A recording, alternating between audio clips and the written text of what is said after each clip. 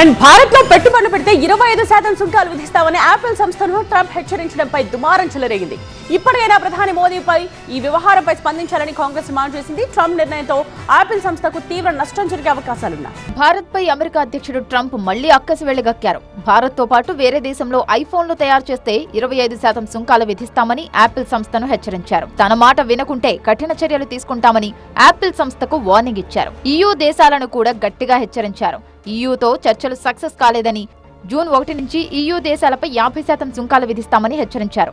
Apple CEO Tim cook కు ఈ విషయాన్ని ఇప్పటికే చెప్పినట్టు తెలిపారు ట్రంప్ విషయంలో ప్రధాని మోదీ చాలా సానుకూలంగా ఉన్నారు. ట్రంప్ తన ఆప్తమిత్రుడని చాలాసార్లు చెప్పారు. కానీ రెండోసారి అధికారంలోకి వచ్చాక ట్రంప్ తీరు మారిపోయింది. భారత్ ను టార్గెట్ చేయడం పనిగా పెట్టుకున్నారు. ట్రంప్ విధానాలతో అమెరికాలో చదువుకుంటున్న భారతీయ విద్యార్థులు చాలా సమస్యలు ఎదుర్కొంటున్నారు. భారత్ లో పెట్టుబడులు పెట్టవద్దని ట్రంప్ బెదిరిస్తున్నారని, ఇప్పటికైనా ప్రధాని మోదీ ఈ వ్యవహారంపై స్పందించాలని కాంగ్రెస్ ట్వీట్ చేసింది. ట్రంప్ తాజా ప్రకటన అమెరికా స్టాక్ మార్కెట్లను కుదిపేసింది.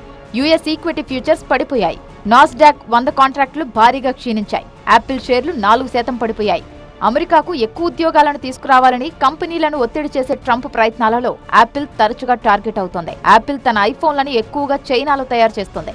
అమెరికాలో స్మార్ట్ ఫోన్ ఉత్పత్తి అస్సలు లేదు. అయితే రాబోయే 4 సంవత్సరాలలో దేశీయంగా బిలియన్ల డాలర్లు ఖర్చు చేసి అమెరికాలో ఎక్కువ మంది ఉద్యోగులను నియమించుకుంటామని యాపిల్ హామీ ఇచ్చింది. అయినప్పటికీ ట్రంప్ పట్టువీడడం లేదు.